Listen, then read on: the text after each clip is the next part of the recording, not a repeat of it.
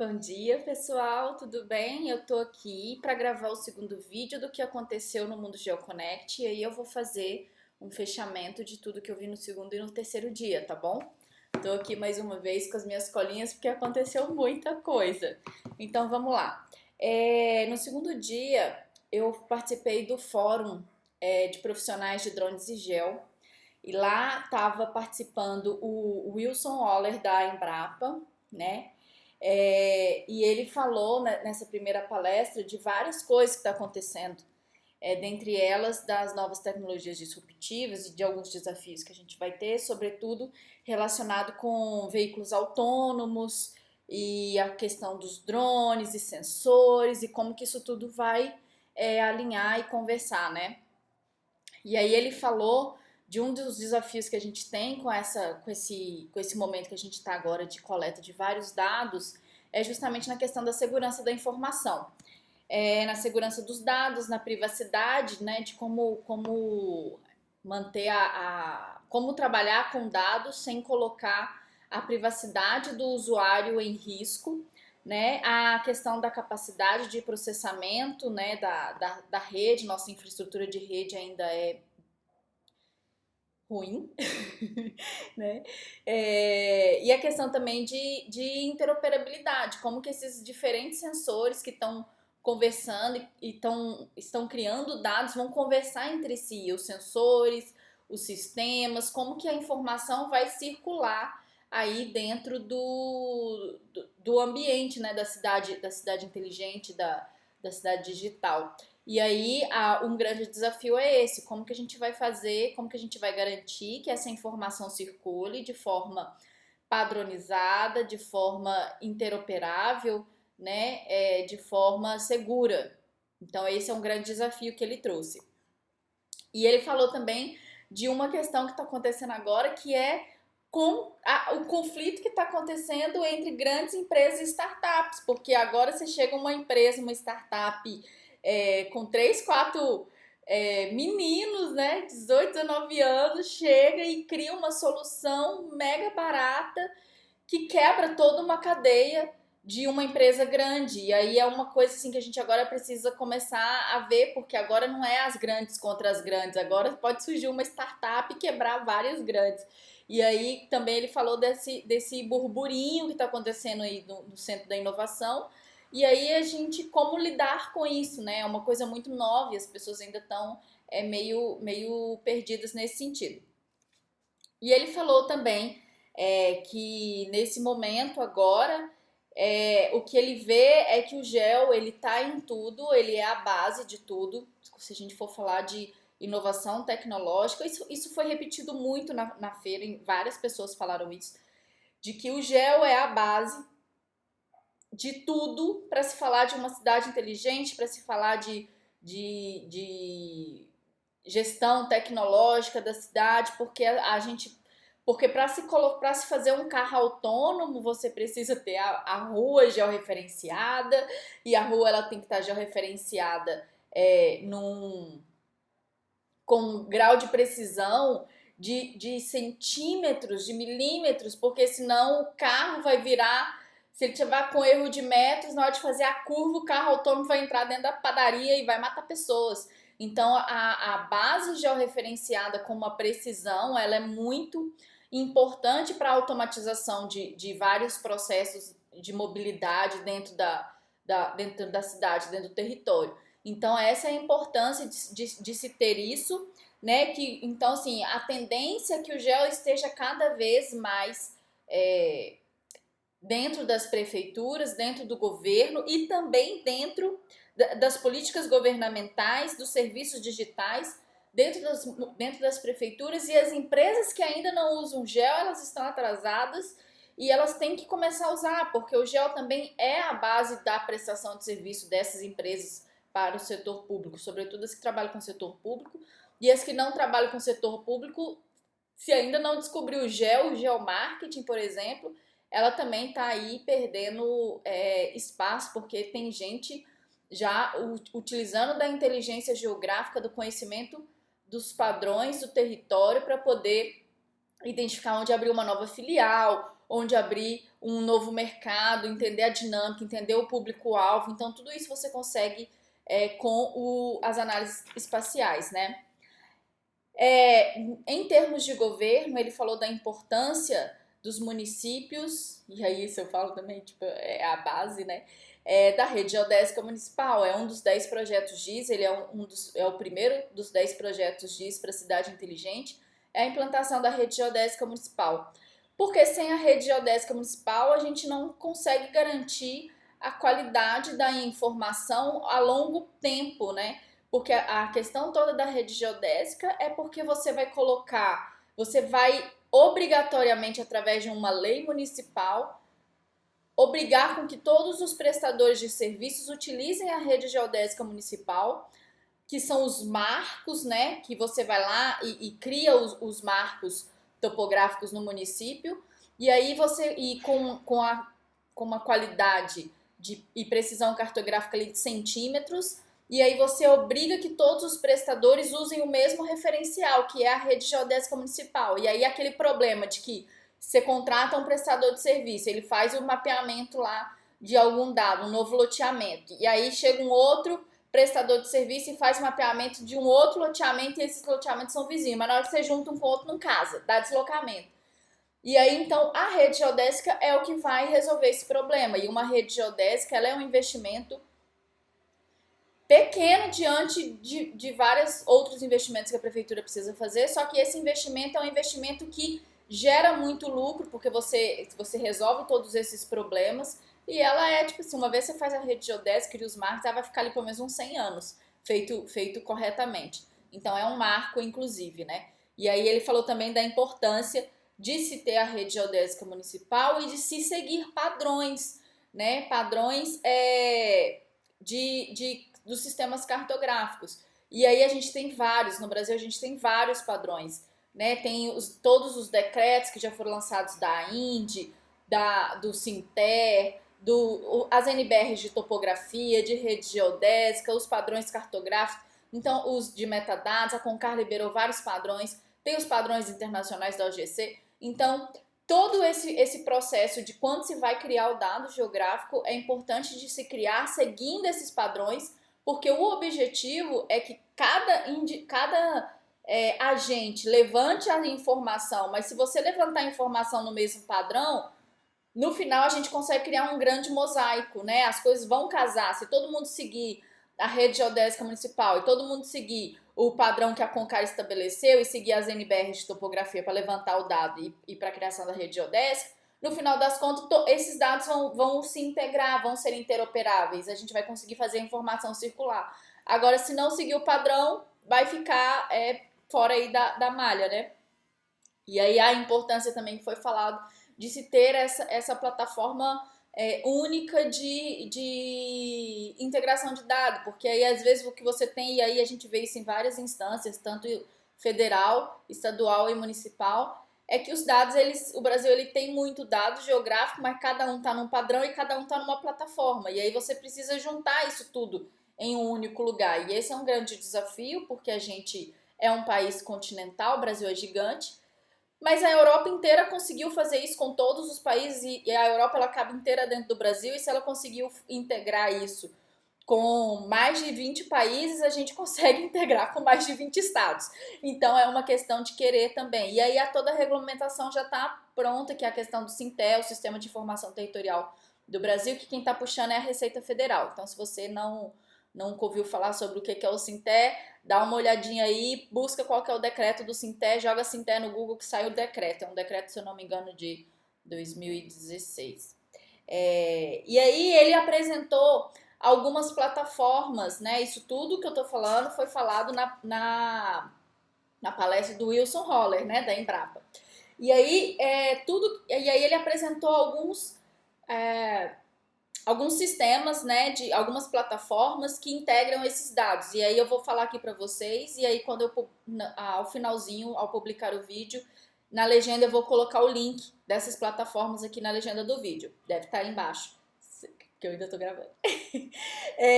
Ele falou do GeoInfo, que é da Embrapa, que é uma infraestrutura de dados espaciais, onde a Embrapa pegou todos os dados que ela tem e disponibilizou para visualização. Então é o GeoInfo.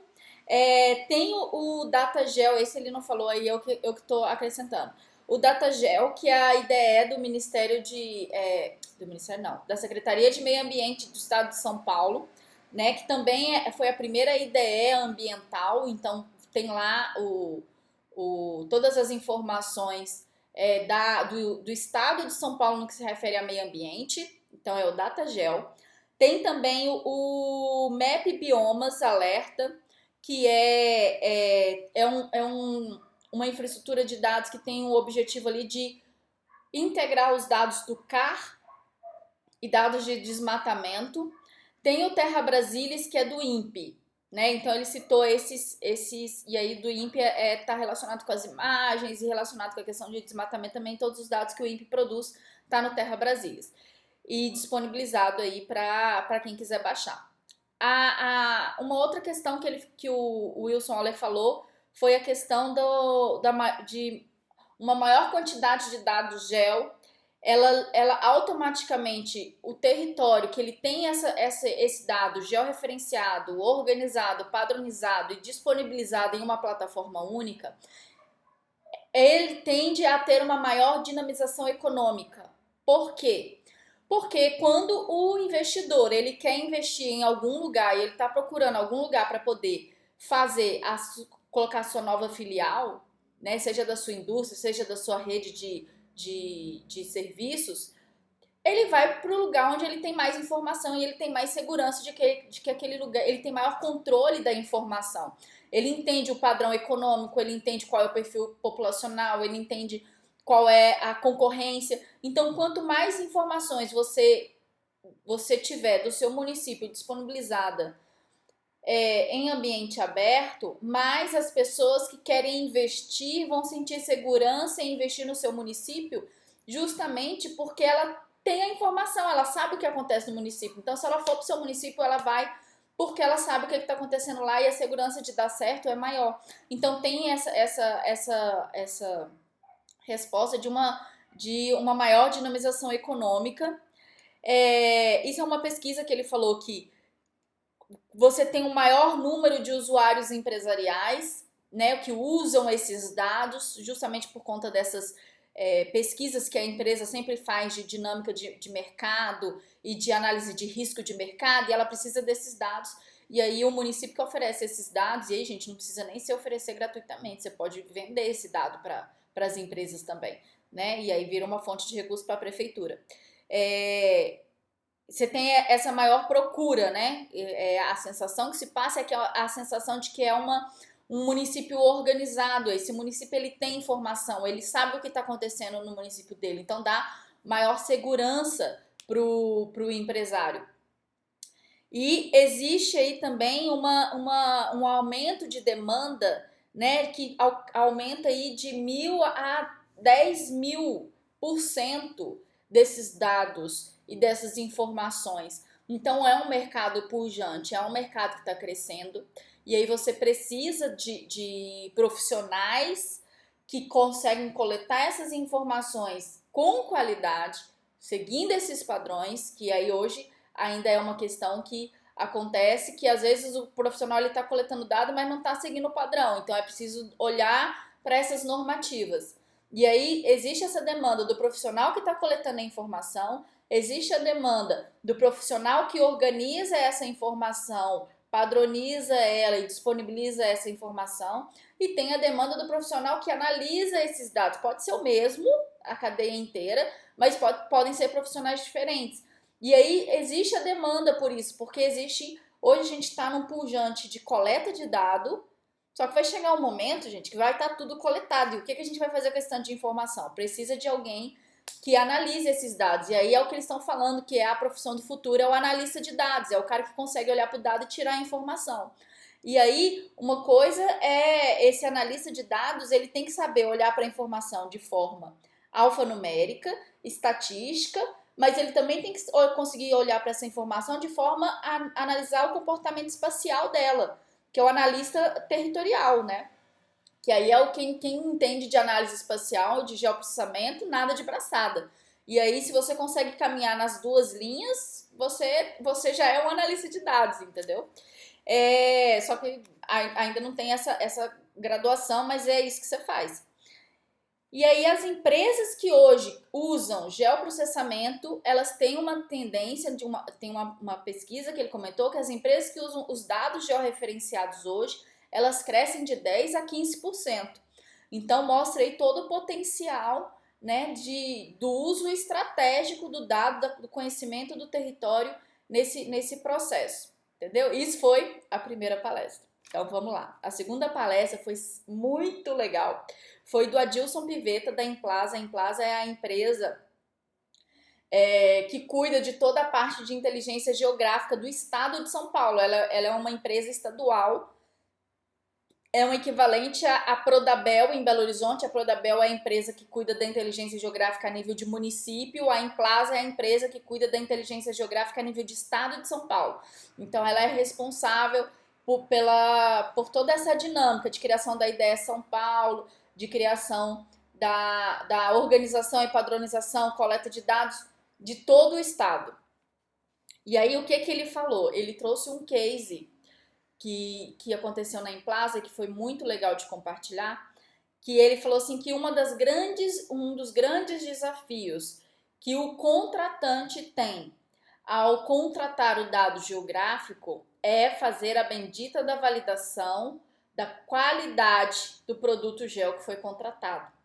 Porque, e aí pensa, quando a Implaza faz isso, ela está fazendo para o estado de São Paulo inteiro. Então ela contratou o voo do estado de São Paulo. Ela contratou a vetorização, é a vetorização do estado de São Paulo. Então, assim, um grande volume de dados, e aí eles estão nesse momento agora de fazendo um projeto, que é um projeto de mapeamento de toda a região metropolitana de São Paulo na escala 1 para 10 mil. Então, criando todas as vetorizações, porque as imagens já foram coletadas, já foram mosaicadas e já foram disponibilizadas na IDE da Implaza. A Implaza também tem um sistema que ela disponibiliza esses dados do estado de São Paulo. E aí as imagens já estão lá, essa foi a primeira etapa, agora eles estão numa segunda etapa, que é a etapa de vetorização. E aí eles começaram com um projeto que é o projeto da criação das camadas vetoriais da região metropolitana do estado de São Paulo na escala 1 para 10 mil. Imagina o que não é isso, o tamanho. E aí o que ele falou? Deixa eu beber uma água. E aí o que o Adilson comentou? Ele falou assim que eles tinham na hora que eles contrataram, a Implaza ela tinha lá 8 profissionais para poder criar esse produto. E esse projeto, ele é um projeto que já tem mais ou menos aí uns 8 meses. E esse projeto estava totalmente em crise, né? Por quê? Porque estava lá no setor de cartografia da Implaza, tinha 8 pessoas para poder fazer 1 milhão de validações naquelas milhares de camadas que estavam chegando. E ele falou que eles tinham uma média de 15 gigas de dado vetorial para poder ser validado. Gente, dado vetorial, 15 gigas, é muito dado. Porque dado vetorial não pesa nada, né? Então imagina o que é ter 15 GB de dado só vetorial para ser validado e chegando aquela montanha de dado. E eles tinham 8 pessoas para poder fazer todo o processo de validação. O projeto estava totalmente em crise. E aí o que aconteceu foi, eles criaram um plano emergencial de validação dos resultados, né? Esse projeto é o projeto que chama Mapeia São Paulo, né? Ele já fez todo o voo do estado de São Paulo, quem fez foi a Topocart, né? E aí eles definiram nesse Mapeia São Paulo que ao fazer esse projeto eles iam seguir o padrão, que é o padrão da DGV, né? Da EDGV, que são as premissas de aquisição do dado. Então tinham várias normativas ali, e do EDGV, que é como que se ia organizar e estruturar esse dado. Só que esses padrões, eles estão para escalas de 1 para 50 mil para cima, 1 para 100 mil, 1 para, né, tá? Escalas mais genéricas. E eles precisaram, antes de tudo, pegar esse padrão e organizar e adaptar para a escala de mapeamento, que era 1 para 10. Então tinha classes dentro das classes que o EDGV sugere que precisaram ser criadas, porque na escala 1 para 10 mil não tinha aquela classe e o dado apareceu. Então, primeiro eles precisaram criar uma espécie de um manual, né, de como ia ser esse padrão, e isso foi colocado lá no termo de referência, quando foi. Então, a empresa, quando ela chegou, ela já sabia que ela ia precisar seguir esses padrões na aquisição dos dados e na entrega. E aí eles receberam também o apoio financeiro da FEIDRO, né, para poder fazer esse trabalho. Então, concorreu a edital e conseguiu o apoio financeiro para ajudar a pagar por esses recursos. E aí eles tinham lá, então, 15 GB de dados vetoriais organizados em 13 categorias da EDGV, que é o padrão lá que o Exército estabelece para poder colocar organizar esses dados. E aí o projeto ele abrange 66 municípios da região metropolitana de São Paulo, mapear em 1 para 100 mil. E aí o que ele falou? Que a base vigente que eles têm do estado de São Paulo, ele é de 1980. Então, olha só, faz as contas, quase 40 anos de dado desatualizado e políticas públicas sendo construídas em cima desse dado. E que equivale a aproximadamente 11.200 km². Essa é a área, só para vocês entenderem o tamanho do desafio. E aí a questão toda é a validação da qualidade do dado. Porque no Estado, o que acontece? O Estado, ele só vai pagar para a empresa depois que o dado for validado. E aí a empresa estava entregando para a Emplasa todo esse volume de dados, mas a Emplasa não estava conseguindo dar agilidade na validação do dado e estava atrasando, né, a questão. Se identificou como uma mega crise, porque a empresa estava fazendo, mas não estava recebendo, porque a Emplasa não estava conseguindo validar com agilidade. No ritmo que estava sendo entregue, ela não conseguia validar. Então, essa era a crise, né? Ela não estava conseguindo dar vazão a tudo isso. Esse foi o cenário que ele colocou. E aí, quais eram os desafios que eles tinham nesse projeto do Mapeia São Paulo? Poucas pessoas na gestão para validar a qualidade do produto. Eles tinham uma equipe de 6 a 8 pessoas para validar tudo isso. Um volume de dados gigantesco, 15 GB de dado vetorial para fazer milhares de critérios de validação que precisavam ser passados, critérios de validação, se o dado foi colocado corretamente na tabela, há análises topológicas para ver se estava cruzando, se tinha buraco, se tinha... Então, assim, várias coisas que precisavam ser conferidas, né? E tinha uma questão também do ineditismo, porque a Emplasa nunca tinha feito isso. E ela não conhecia ninguém que tivesse feito isso nessa escala também, para poder perguntar, e aí, como é que a gente resolve esse problema? Então, eles estavam ali aprendendo a fazer o negócio e ao mesmo tempo, né, tipo assim, o carro estava andando e eles trocando pneu, né, porque o negócio foi tenso. Não tinha essa experiência prévia, não tinha como construir, estava se construindo o processo de validação, estava sendo construído no meio do projeto, né? E aí chegou, não tinha esses modelos para eles poderem se inspirar. Ah, então vamos pegar o case do estado tal. Não, ninguém fez isso. Então, é a questão do ineditismo. Então, eles precisaram criar esses processos, criar esses manuais, criar esses padrões.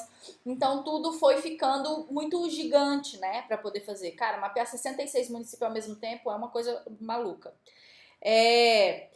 E tinha poucos técnicos e recursos disponíveis para validar. Então, tipo assim, é uma empresa estatal, então não dá para contratar mais pessoas, é concurso público, não dá para poder, vamos lá contratar, vamos comprar novos computadores porque os nossos não estão rodando. Não, é licitação, não dá para simplesmente ir lá e comprar, entendeu? Então tinha essa amarração interna que também prejudicava. E aí eles começaram a ver que os prazos contratuais eles não estavam conseguindo cumprir, não porque a empresa não estava entregando, porque eles não estavam conseguindo validar. E aí qual que foi a situação, né? Por exemplo, acendeu a luz vermelha, tá, o projeto está em crise, ninguém dentro da Emplasa, dentro de outros setores, queria ir para aquele projeto, porque, tipo assim, é furada total. E aí o que eles fizeram? Eles criaram, então, esse plano emergencial, tipo assim, para tudo, porque o que a gente vai fazer? Eles chamaram a empresa que estava prestando serviço e falou assim, olha, vamos criar aqui um checklist de tudo que a gente vai validar. E aí vocês vão nos entregar esses dados e já observe esses critérios que a gente vai validar. Porque aí, tipo assim, se você olhar e não passar no seu, provavelmente não vai passar no meu. Então, você já corrige lá. Porque às vezes a empresa recebia o dado falando que não foi aceito, não passou no processo de validação, mas não tinha clareza do que foi feito errado, porque isso também acontece, né? E aí, o que aconteceu? Eles sentaram, empresa e contratante e contratado, criaram um checklist e falou assim, olha, esses são os critérios que a gente vai considerar para poder validar o produto, né? E aí definiram conjuntamente os critérios de validação, o que era importante para a Implaza. E aí eles também, aí estabeleceu-se, né, essa clareza de comunicação através de uma espécie de checklist, né, de critérios que seriam validados. E aí eles entenderam também que, tipo assim, não existe dado com erro zero. Então, uma coisa é fazer o controle do erro, até quanto que é permitido errar. E porque o erro zero é impossível, isso não vai acontecer. Então, eles também tiveram essa clareza. E aí, eles fizeram uma escala do erro. Tipo assim, é um erro aceitável, é um erro, né, tolerável, é um erro crítico, é um erro, tipo assim, impossível de ser aceito. Volta, né? E aí, essa foi a pergunta, né? Qual é o mínimo aceitável de erro aqui que a gente aceita para poder dar vazão ao processo, mas consciente de que esse erro existe ali dentro. E usaram as NBRs como referência também, a ABNT, né? A NBR 5425 e a 5426 e a 5427 como referência. E aí também essas NBRs não são para dados geográficos, mas eles fizeram uma adaptação, né, que é questão de amostragem, questão de validação de dados, e aí eles inspiraram-se nessas NBRs, né? E aí fizeram essa classificação do erro, que é o erro crítico, o erro grave e o erro tolerável. E aí, e também definiram como que seria feito, se essa análise da validação seria feita em toda a base, no universo, ou se ela seria amostral. E em que casos cabia a amostral e em que casos ia ser o universo. E aí eles definiram isso, né? E dentro do universo, qual que é o percentual de erro permitido. E o plano amostral, eles fizeram lá a nota de corte, né, por quadrícula, e o que é o tanto de dentro do território, o mínimo que teria que ter na espacialização, dividir o território em quadrículas, e falou assim, de cada quadrícula a gente precisa ter um mínimo de tanto para poder compor a nossa amostra. E aí eles criaram um documento, e nesse documento foi definido mais de 348 análises de validação. Gente, é muita validação. Isso tudo, você tinha 8 pessoas para fazer as 348 análises. E o tempo do projeto estava assim, o projeto estava crítico, já tinha quase um ano de projeto, e eles ainda tinham 6% do projeto. Quem faz gestão de projeto sabe o tanto que isso é absurdo, né? E eles não podiam contratar novas pessoas. Mas aí o que eles fizeram? Ele falou assim, beleza, a gente conseguiu resolver parte do problema. A parte do problema externa com a empresa, agora ela sabe o que a gente vai cobrar, agora ela sabe quais são os critérios e as validações. Então, eles vão fazer um pente fino nisso antes de entregar pra gente. Então, quando chegar pra gente, a tendência é que o dado já esteja mais organizado, mas sempre passa alguma coisa. Então, precisava fazer essa validação dentro da Implaza também. E aí, qual que foi a solução que eles encontraram para resolver o problema interno dentro da empresa, né? Dentro da Implaza? Que a Implaza é a empresa de planejamento do estado de São Paulo. Eles precisaram olhar internamente e mudar o seu processo interno, porque, tipo assim, colocar 8 pessoas, cada pessoa, para ficar fazendo manualmente 348 validações, não ia funcionar, o projeto nunca ia acabar e ia tudo por água abaixo. Então, o que eles fizeram? Ele falou assim, cara, não dá para ser manual, a gente vai precisar automatizar algumas coisas. A gente não pode contratar pessoas, a gente tem que usar os recursos que a gente tem.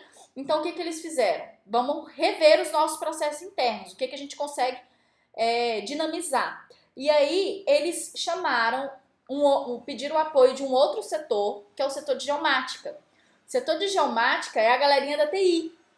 A galerinha da TI que trabalha com os dados geográficos, mas não entende da inteligência geográfica. Eles entendem do banco de dados geográfico, entendeu? Então é a galerinha do banco de dados, que cria rotinas no banco.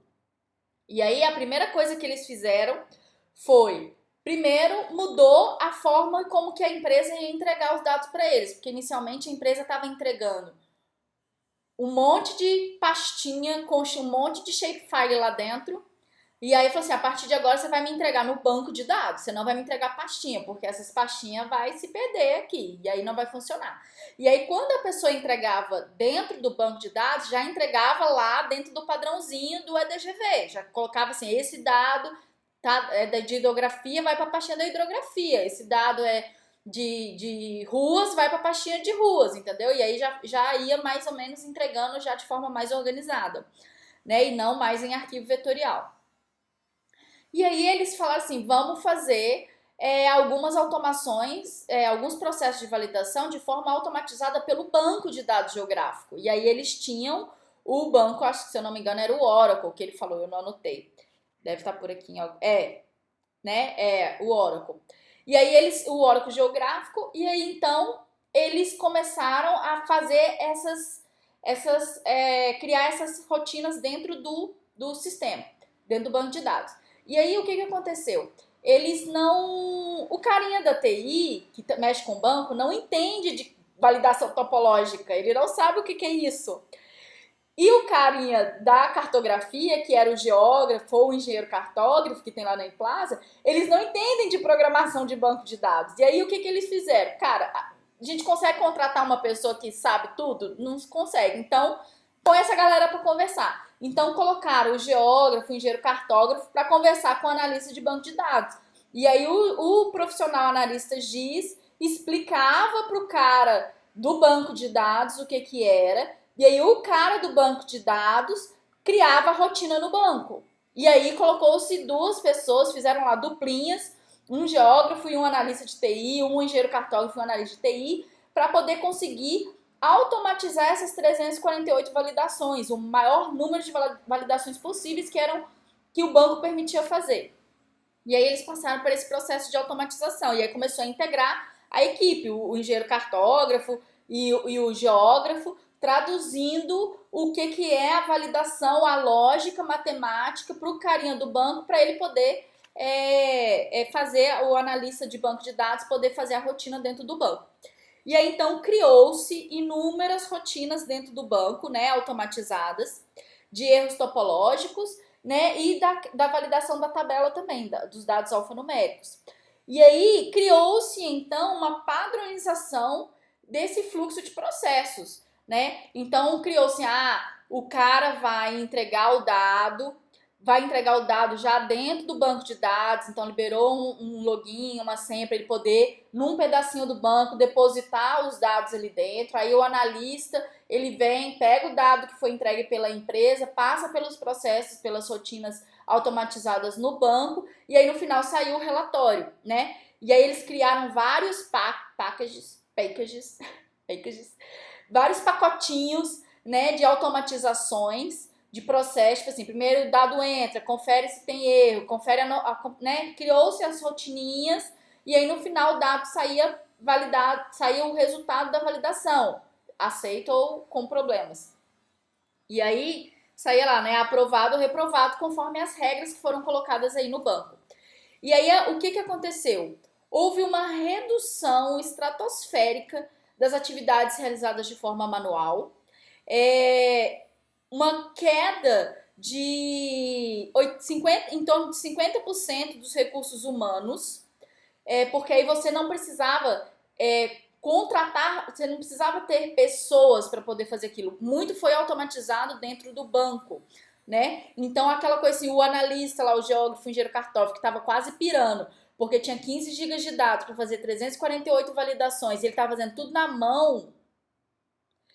O que aconteceu? Cara, automatizou o processo. Você vai ficar lá clicando botão, que não é isso. Você tem que usar a inteligência, né? A tecnologia está aí justamente para favorecer e tornar a sua vida mais feliz.